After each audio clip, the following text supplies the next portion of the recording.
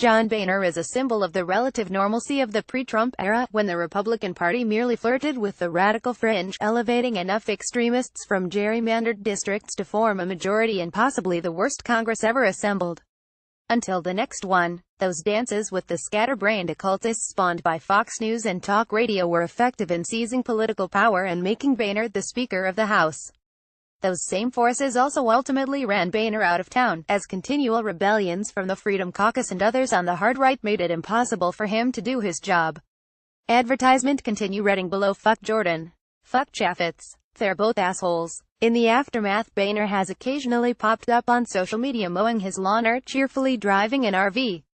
He seems infinitely more at peace than his successor, Paul Ryan, who has inherited all of Boehner's problems, plus Trump, and proved himself willing to bend to any violation of constitutional norms or degradation of the office of the presidency if it means passing a tax cut for rich people. But a new profile from Politico points to an ex-speaker in Boehner who is haunted by his tenure and the legacy it will surely merit in the history books. He was ruthlessly frank with his interviewer, Tim Alberta, and, in offering assessments of himself and his former colleagues, produced some truly choice quotes. Here are some of the best. On his House Republican colleagues Jim Jordan and Jason Chaffetz. Fuck Jordan. Fuck Chaffetz. They're both assholes. He elaborated on Chaffetz, a total phony and relentless self-promoter. With Chaffetz, it's always about Chaffetz. Jordan was a terrorist as a legislator going back to his days in the Ohio House and Senate. A terrorist. A legislative terrorist. Getty. We've got some of the smartest people in America who serve in the Congress, and we've got some of the dumbest. We have some of the nicest people you'd ever want to meet, and some that are Nazis. Congress is nothing more than a slice of America. Donald Trump's not a Republican. He's not a Democrat. He's a populist. He doesn't have an ideological bone in his body. But I do not believe that he is a racist. I do not believe that he is a white supremacist. He has clearly done some things to lead people who never liked him to say those things about him. Asked to name a leader of the Republican Party, there is nobody. Advertisement continue reading below. Getty. People thought in 09, 10, 11, that the country couldn't be divided more. And you go back to Obama's campaign in 2008, you know, he was talking about the divide and healing the country and all of that. And some would argue on the right that he did more to divide the country than to unite it. I kind of reject that notion.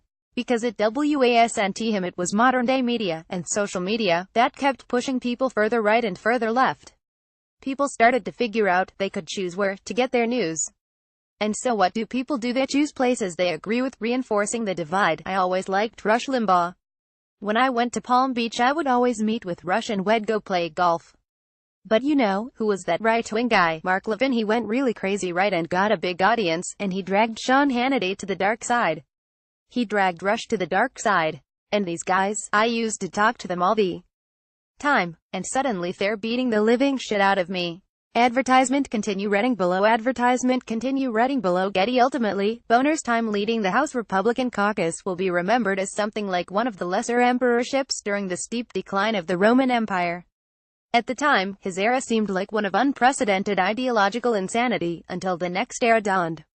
His caucus accomplished nothing major, fewer minor things than pretty much any other Congress, and generally made it their sole mission to destroy the presidency of Barack Obama.